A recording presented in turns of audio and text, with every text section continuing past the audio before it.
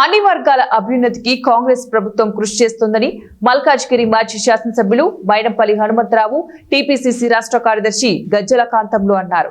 మొదటిసారిగా బీసీలకు 42% రిజర్వేషన్ కల్పిస్తూ అసెంబ్లీలో అన్ని రాజకీయ పార్టీలను ఒప్పించి ఏకగ్రీవ తీర్మానం చేసిన తెలంగాణ రాష్ట్ర ముఖ్యమంత్రి యనమల రేవంత్ రెడ్డికి మల్కాజ్గిరి ప్రజలందరికీ వారి తరపున తిరుమల తిరుపతి దేవస్థానం తెలంగాణ ప్రాంత స్థానిక కమిటీ సభ్యులు రమణారెడ్డి ఆధ్వర్యంలో కృతజ్ఞతా సభను గౌతమ్ నగర్ డివిజన్ పరిధిలోని అన్నపూర్ణ సొసైటీలో ఘనంగా నిర్వహించారు.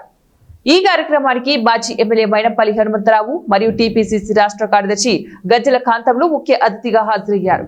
ఈ సందర్భంగా వారు మాట్లాడుతూ స్వాతంత్ర్యం వచ్చినప్పటి నుంచి కాంగ్రెస్ ప్రభుత్వం అన్ని వర్గాల అభ్యున్నతికి కృషి చేస్తుందన్నారు.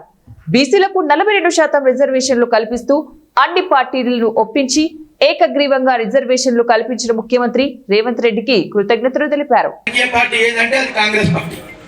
మరి ఈ రోజు మన రేవంత్ అన్న సీఎం మన మైనంపల్లి హనుమంతన్న సలహాలు కూడా తీసుకొని మైనంపల్లి హనుమంతన్న కూడా మన మల్కాజ్గిరి కాన్స్టిట్యున్సీలో బీసీలను అందరినీ మంచి వాళ్ళ పదవులు ఇచ్చి వాళ్ళని బీసీలను నేను మీ ఎంటుంటాను నాతో చెప్పిండు అన్న, నాతో ఎక్కడ కూడా చెప్తున్నా, మాటలు కావు, నేను చేష్టాలు చెప్తున్నా, ప్రాక్టికల్గా నాకు చెప్పిండు మీ బీసీలను లిఫ్ట్ చేస్తా, మీ బీసీలకు న్యాయం చేస్తా, మీరు మంచిగా పని చేసుకోండి, మీకు ఎప్పుడు అండగా నేను ఉంటా అన్నాడు.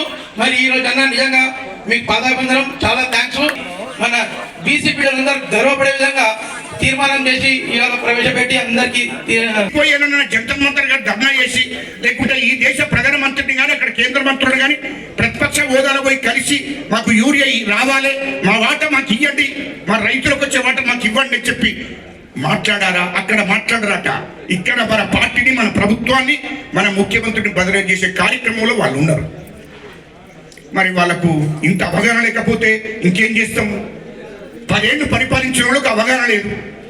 అయినా కూడా మన ముఖ్యమంత్రి గారు కేంద్ర ప్రభుత్వాన్ని మీద ఒత్తిడి తీసుకొచ్చి ఇయలో మొన్న మన కాంగ్రెస్ ఎంపీలందరూ కూడా పార్లమెంట్లో ధర్నా చేస్తే 50,000 మెట్రిక్ టన్నుల యూరియాను పంపడానికి ఒప్పందం కుదిరింది.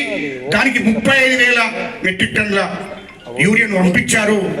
ఇంకా 2,15,000 మెట్రిక్ టన్నుల యూరియా మనకు రావాల్సి ఉంది.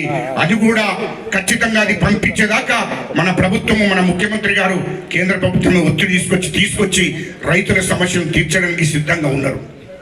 ఇది సమస్యలను పరిష్కారం చేయాలని